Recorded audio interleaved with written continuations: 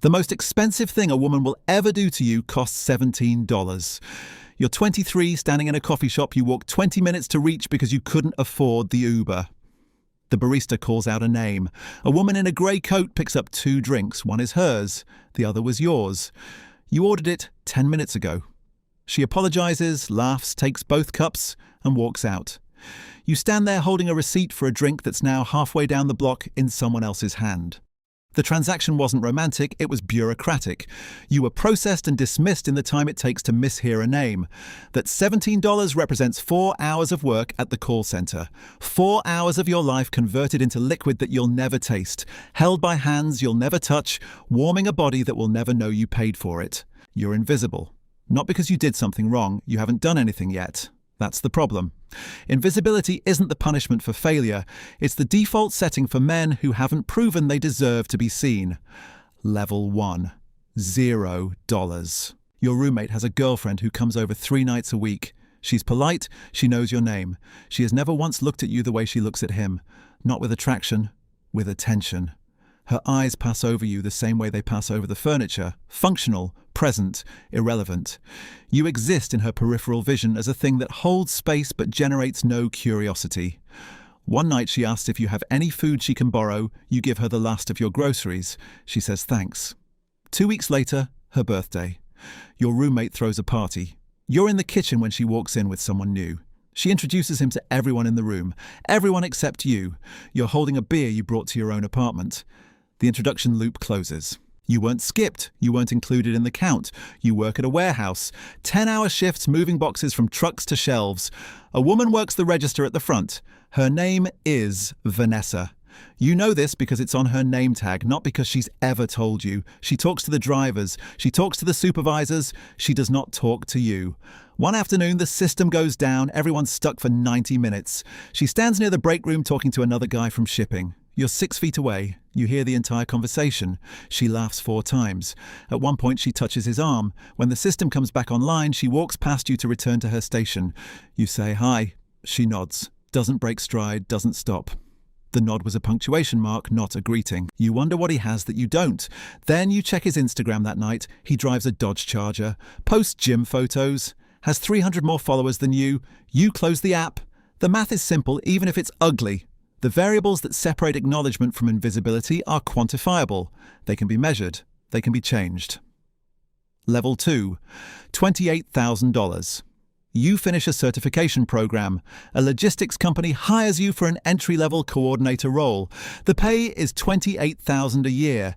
You move into a studio apartment that smells like the previous tenant's cooking and has a bathroom so small you have to angle your shoulders to sit on the toilet.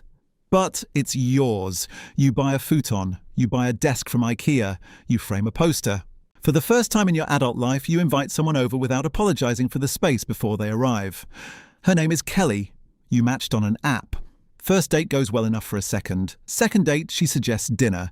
You suggest tacos. She counter-suggests a place downtown. You check the menu online while she's in the bathroom. Entrees start at $24.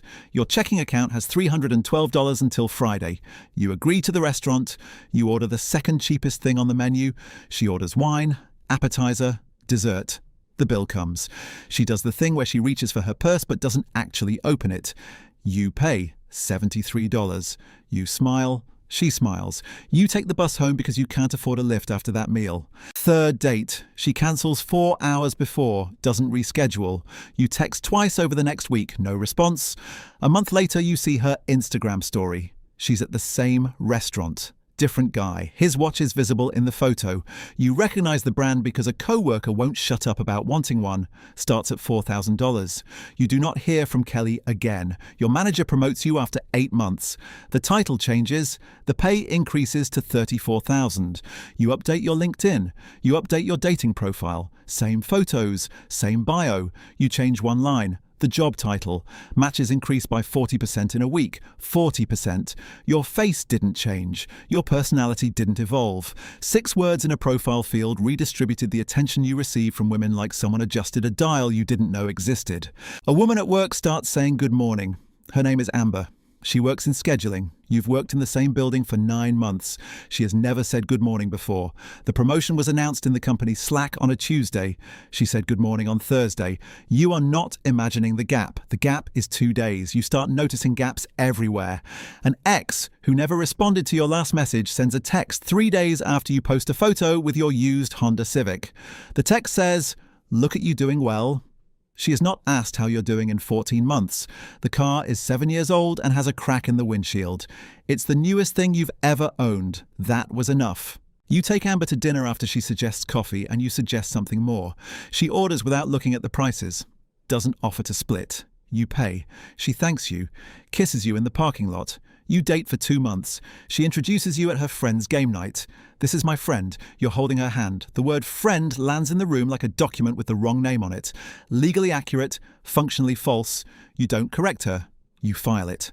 2 weeks later, she posts a photo from the game night. You're not in it. You were standing right there. The camera pointed 6 inches to the left. That's the gap. 6 inches of framing is the distance between being in someone's story and being edited out of it.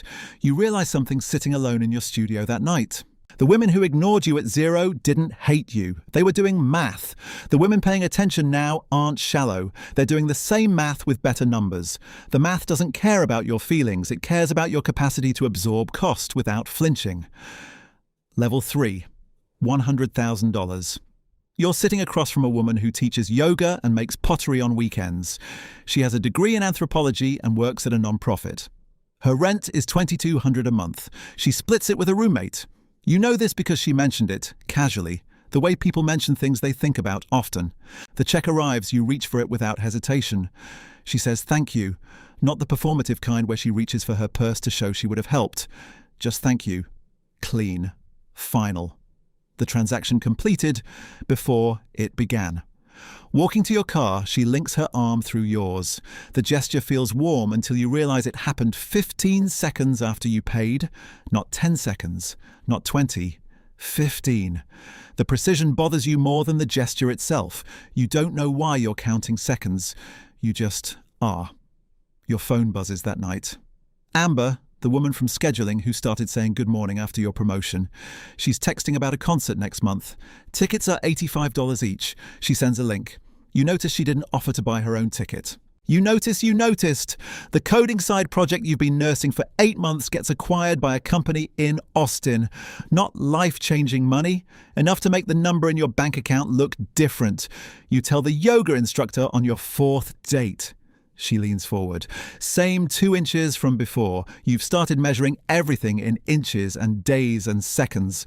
A co-worker you barely know invites you to his birthday dinner the day after the acquisition announcement goes out in the company newsletter. You've worked together for 11 months. This is his first invitation. Your ex, the one who called you her friend while you held her drinks, sends a LinkedIn connection request. You haven't spoken in 7 months. The request arrives 48 hours after you update your profile with the new title. 48 hours. You accept it because refusing feels like admitting you're counting. She messages you 3 days later. The message says she's happy for you. It does not say she's sorry. It does not reference the word friend or the drinks or the game night photo you weren't in. The message is 6 sentences of professional warmth that sounds like it was drafted by someone who has sent this exact message before to other men whose numbers changed. You meet someone new at a friend's dinner party. Her name is Claire. She's a graphic designer. Makes good money, not your money, but enough that she pays her own rent without a roommate and doesn't wince at restaurant prices. She asks what you do. You tell her. Her posture doesn't change. She asks what you're reading. You weren't expecting that question. You talk about books for 20 minutes. She doesn't ask about your company once. You date Claire for 5 months. It feels different. She pays for dinners, not all of them, but enough that you're not doing math under the table. She introduces you to her friends as her boyfriend. The word lands correctly this time. No gap between the label and the reality. Then you buy a house, not a mansion.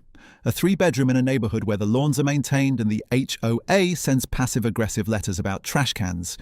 You tell Claire over dinner at her apartment. She's excited, genuinely.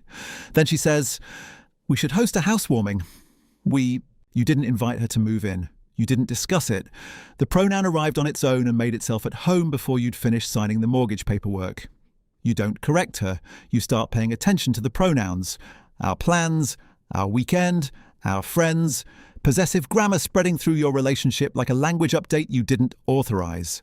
Level 4, 500,000. The house has furniture now, a couch that cost more than your first car. Art on the walls.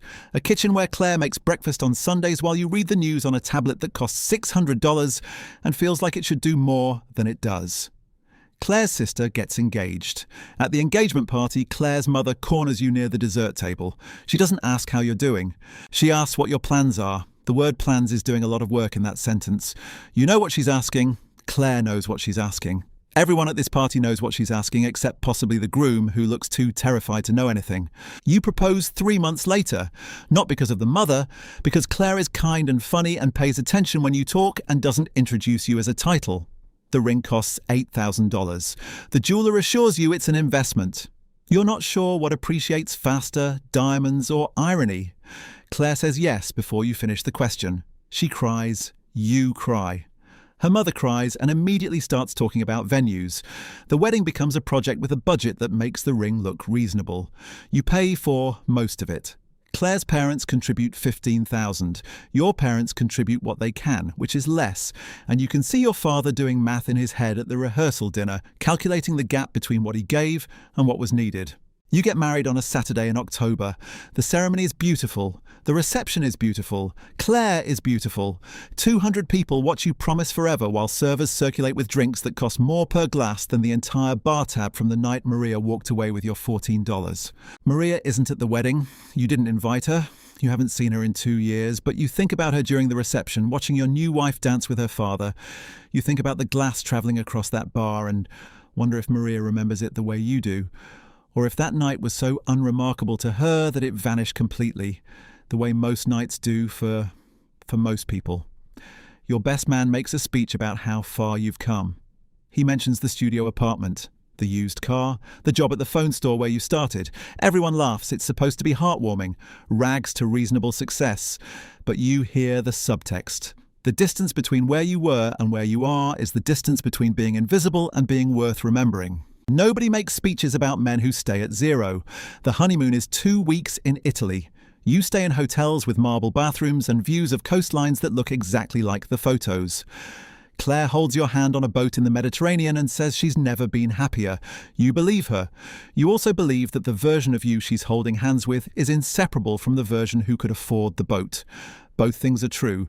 You're starting to understand that most truths about money come in pairs. Level 5, $2 million. The company you built with 3 other people gets acquired. Your share after taxes is $2 million. Not generational wealth, enough to stop checking your bank account before dinner. Claire wants to upgrade the house. You upgrade. 5 bedrooms, a kitchen with appliances that look like they belong in a spaceship, a backyard with a pool you'll use 6 times a year. The mortgage is $7,000 a month. You don't feel it. A woman at a charity auction bids on the same item you're bidding on. She drives the price up, smiles at you from across the room, then stops bidding. You win.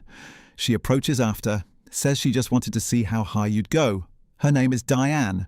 She's on the board of 3 non-profits and wears a necklace that costs more than your first year's salary. She asks for your number to discuss a foundation opportunity. You give it to her. She texts 4 days later. The text is professional. The subtext isn't. You don't respond. Not because you're loyal, because the game is obvious now and playing it feels like admitting something you don't want to admit. Claire gets pregnant. The news arrives on a Tuesday morning via a plastic stick in the bathroom. She's crying. You're crying. You call your parents. Her parents. Everyone cries. The happiness is real and enormous and sits next to a feeling you can't name. The feeling is that the baby will be born into a version of you that only exists because of a number in an account. Your daughter arrives in May. 7 pounds, brown eyes, a cry that sounds like an accusation. You hold her in the hospital and feel something clarify. Not love. You expected love. What you didn't expect was the sudden understanding that every decision you've made for the past decade was preparing for a person you hadn't met yet. Claire goes back to work after 4 months. You hire a nanny. The nanny is kind and patient and makes $38,000 a year to raise your child while you sit in meetings about projected earnings. The math doesn't feel good anymore. It feels efficient. Level 6. 10 million. The second company exits bigger. 10 million after taxes. You're 41. Your daughter is 3. She calls the nanny mama sometimes. You correct her gently. She looks confused. The confusion is fair. Presence isn't measured in title. It's measured in hours. The nanny has more hours. Claire suggests couples therapy. You go. The therapist is a woman named Dr. Patel who has kind eyes and asks questions designed to make you confront things you've been avoiding. She asks what you're afraid of. You say, failure. She waits. The silence stretches. You say, loneliness. She nods. Claire reaches for your hand. The hand-holding feels choreographed, not fake, rehearsed. A journalist interviews you for a profile in a business magazine. The journalist is a woman in her 30s who asks smart questions and takes notes on a laptop covered in stickers. She asks about work-life balance. You give the answer you've practiced. She asks what your daughter thinks you do for work. You realize you don't know. The interview ends. She thanks you. The article runs 3 weeks later. The headline calls you driven. The subtext calls you absent. Your wife throws a birthday party for your daughter. 30 people, a bounce house, a woman dressed as a princess. Your daughter sits on your lap during cake. She's happy. You're happy. Claire takes a photo. You're all smiling. The photo goes on Instagram. 43 people like it. Maria is one of them. You haven't thought about Maria in 8 years. Her profile says she's a consultant in San Francisco. Married, 2 kids. The photos show a life that looks full. You scroll through 3 years of posts in 4 minutes. In none of them do you see the woman who took your coffee. You see someone who built something without you, beside you, in a parallel timeline where $17 never mattered. Level 7. 50 million. The third exit is the one that changes the shape of the room you walk into. 50 million. You're 47. Your daughter is 9. She takes piano lessons and plays soccer and has opinions about movies. You know this because Claire tells you. You're traveling 4 days a week. A woman approaches you at a conference in Boston. She's the CEO of a startup. She's brilliant. She pitches you in an elevator between the 5th and 14th floors. You fund her company, not because the pitch was good, because the confidence behind it reminded you of something you'd lost. You start noticing the pattern at this level. Women don't approach you hoping for attention. They approach with proposals, investment opportunities, board seats, partnership structures. The transaction is clean, no pretense of attraction, just business wearing the clothes of conversation. Claire asks for a divorce on a Sunday in November. She's calm, she's thought about it. She uses words like growth and separate paths and co-parenting. She doesn't use the word money. She doesn't need to. The lawyers will use it enough for both of you. The divorce takes 11 months, the settlement is 7 million. You sign the papers in a conference room that smells like coffee nobody drank. Claire hugs you after. The hug lasts 3 seconds. Feels like goodbye to a colleague, not the person you promised forever. Your daughter splits time between 2 houses now. She adjusts faster than you do. Kids are elastic that way. You see her every other week and alternate holidays. The custody schedule is fair and feels like losing. Level 8, 100 million. The 4th company goes public. Your shares are worth 100 million on paper. 87 after you sell enough to diversify. You're 52. Your daughter is 14. She has a boyfriend. You meet him once. He's polite and nervous and calls you sir. You want to tell him the formality isn't necessary. You don't. The sir creates distance. Distance feels safer. A woman you meet at a fundraiser asks if you're seeing anyone. You say no. She says she knows someone. You go on the date because saying no feels harder than going. The woman is accomplished and attractive and laughs at your jokes. You sleep together on the second date. It's fine. Everything is fine. You see her 4 more times over 2 months. She never asks about your daughter. You stop calling. Your daughter gets into college, Northwestern. She wants to study psychology. You're proud. You tell her. She says thanks in a way that sounds like she's reading from a script. You pay the tuition, $60,000 a year. You don't feel it. She doesn't thank you. The not thanking feels like the most honest thing that's happened between you in years. Level 9, 500 million. The 5th exit is the one nobody believes until they see the number. 500 million. You're 58. Your daughter graduates college, gets a job at a non-profit in Chicago, makes $43,000 a year. You offer to help with rent. She says, no. The no sounds like a declaration of independence from something she didn't choose to inherit. You date a woman named Elizabeth who runs a venture fund. She has her own money. Real money. The dates feel equal until you realize equality at this level just means both people can afford the same restaurants.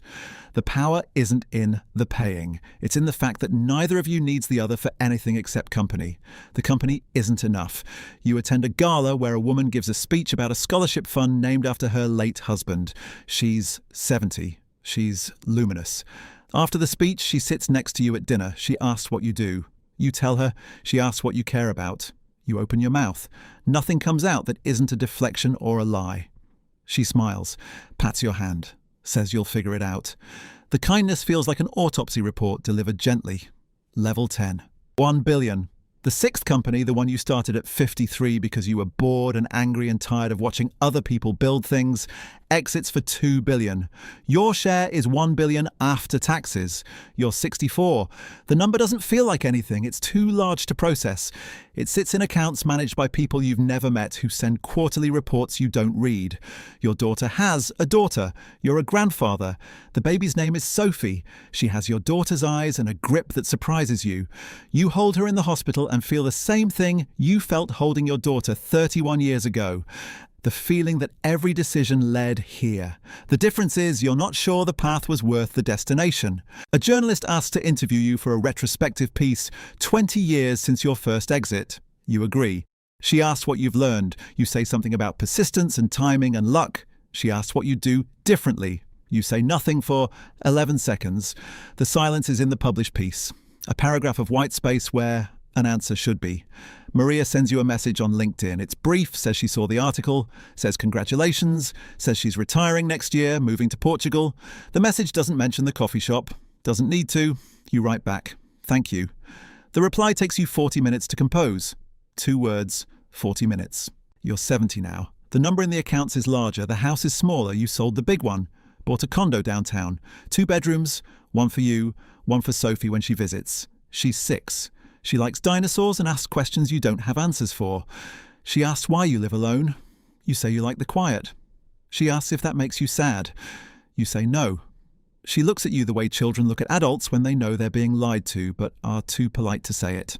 You go to the coffee shop where it started. It's been renovated. The counters are different. The menu is different. The price of a coffee is different. $12 now. You order 1. The barista is a kid, maybe 22. He makes the drink, calls your name correctly, hands it to you. You take it, sit by the window, watch people walk past. None of them know who you are. The anonymity costs $12 and feels like the best purchase you've made in 50 years. A woman sits at the table next to you. She's reading a book. Doesn't look up. Doesn't need anything from you, doesn't know your net worth or your exits or the articles or the houses or the daughter who lives in Chicago or the granddaughter who asks questions you can't answer. For 8 minutes, you're just someone drinking coffee near someone else drinking coffee. The simplicity is unbearable and perfect. You finish your coffee, stand, walk to the door, look back once. The woman is still reading. The moment didn't register for her, it registered for you. That's the difference 50 years and $1 billion bought you. The ability to recognize when something costs nothing and means everything. The glass is in your hand now. It's always been in your hand. You just spent a lifetime learning what it was for. Not to impress someone else, to hold something warm while the world stays cold. The world stays cold. The world stays cold.